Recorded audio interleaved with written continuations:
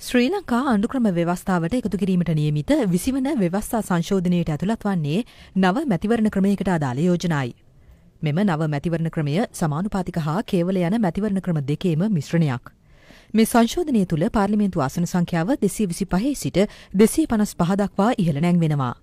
ඒ වත්මන් මැතිවරණ ක්‍රමය හඳුන්වා දෙන අවස්ථාවේ මෙරට සිටින ඡන්දදායකින් සංඛ්‍යාව 75 සිට 150 දක්වා ඉහළ නැංවී ඇති බැවින් නව මැතිවරණ ක්‍රමයේදී පවතින මැතිවරණ කොට්ටාස 160 සිට 165 දක්වා ඉහළ නැංවෙනවා. මේ සංශෝධනයේ විශේෂත්වය වන්නේ සෑම මැතිවරණ කොට්ටාසයකින්ම එක් මන්ත්‍රීවරයෙකුට පාර්ලිමේන්තුව නියෝජනය කිරීමේ අවස්ථාව හිමිවීමයි. ඊට අමතරව ඡන්දදායකින් බහුල ප්‍රදේශ සඳහා මන්ත්‍රීවරුන් කිහිප දෙනෙකුගෙන් සමන්විත බහු මන්ත්‍රී කොට්ටාසද ඇති කිරීමට නියමිතයි.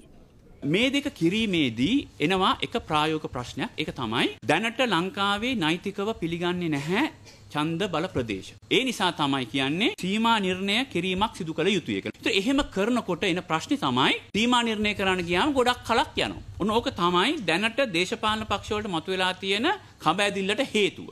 ඒ අනුව නව මැතිවරණ ක්‍රමයේ යටතේ පාර්ලිමේන්තු මැතිවරණයක් පැවැත්වීමට නම් සීමා නිර්ණය කොමිසමක් හරහා මැතිවරණ දිස්ත්‍රික්ක ඡන්ද ප්‍රදේශවලට බෙදා වෙන් කර අවසන් කළ යුතුයි. ඊට අමතරව කැබිනට් මණ්ඩලයට ඉදිරිපත් වූ නව මැතිවරණ ක්‍රමයේ ඇතුළත් කෙටුම්පතේ නොමැති යෝජනාද විදතුන් අතර පවතිනවා. ජාතික ලැයිස්තුව දැනට 29ක් තියෙනවා. අපි මමත් පිළිගන්නවා. ඕකට වැරදිපත් කිරීම කරලා තියෙනවා.